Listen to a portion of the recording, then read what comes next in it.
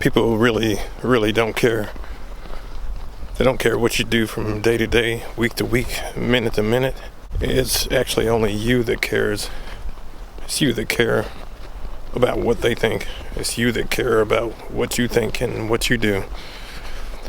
Recently in a video, I gave you a morning routine and gave you 3 steps.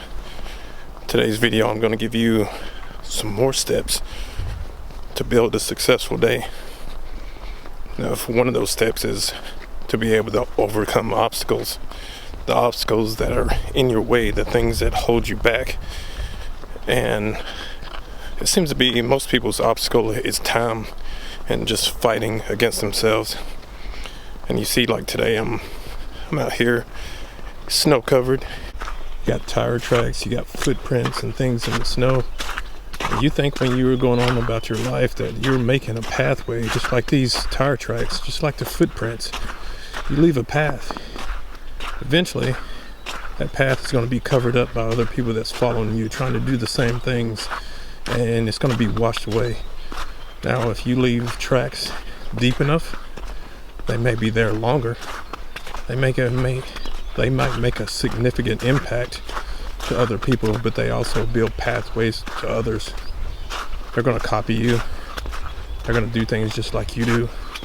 So you can either choose to be a leader and make those pathways, pave the way for other people, or you can just be like I am right now, just following in the pathway of somebody else that's carved it out for me.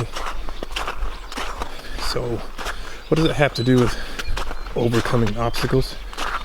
Well, it's got to do with being a leader first and understanding your management of time and what you do during the day. One of the other steps of your day is to be able to recover and reset.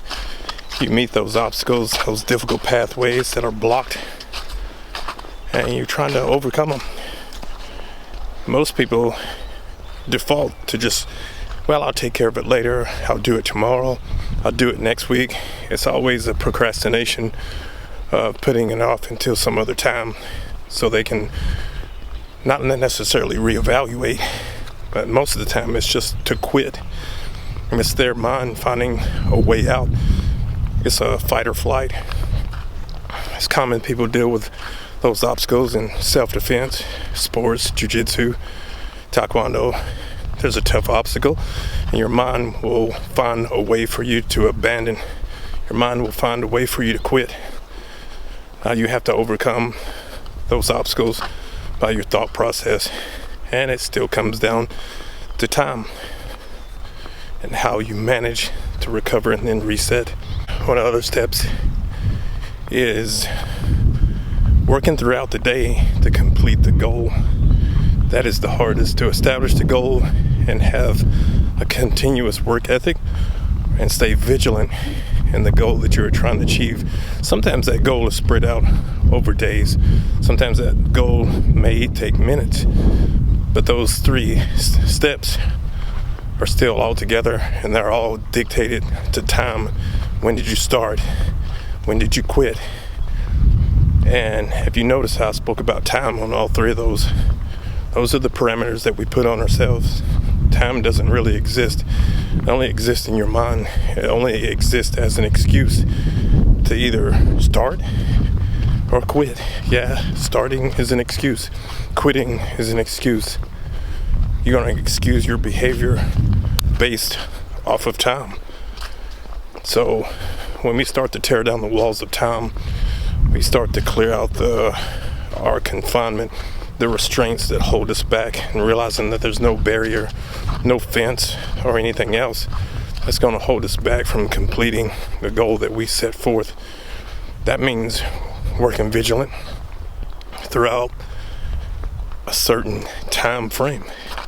Notice I mentioned time again, because that time frame is your hours of operation. And that brings me to something that I learned over just the last couple of weeks, is defining your time frame and how you manage your time. And I believe it was Ed Mylett that was talking about 21 days in a week as opposed to 7 days in a week, is breaking your day up into 3 different days. You can do the hours however that you want. And like I said, time is man-made. It's not you. You can divide your day up into 3 different days. You can start from 6 a.m. to noon. You can go from noon to 6 p.m. and you can go from 6 p.m.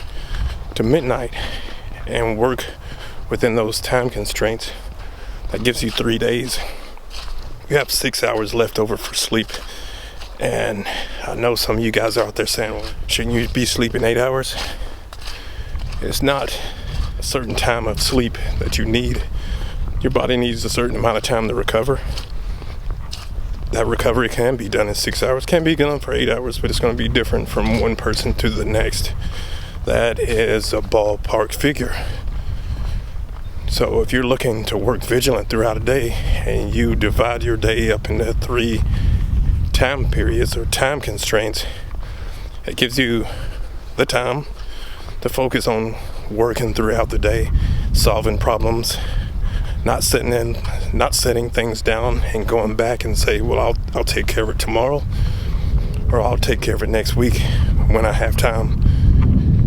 Now, time management is something that you have to work out for yourself. Most people aren't willing to make the sacrifice because there's always a birthday party. There's always work. There's always the time you set aside to eat. All these singular activities that you have to do. Maybe you have kids. You have got to take care of kids in a certain amount of time. You got to pick them up from school, take them to certain events. You got to learn how to multitask. You also have to learn how to be the example for your kids and do some things that they actually see you do. So they're influenced by you, not going to somebody else as an influence, as an outsider. So you have a lot on your shoulders if you're leading the way, and if you're cutting through the path, make the pathway wider for others.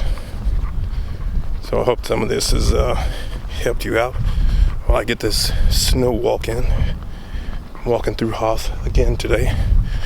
Feels good out here. I did get a peep of sunshine, a little bit of splash of sunshine on me to renew me a little bit through the dreary weather. Some of you know what I mean by that. But every day is great.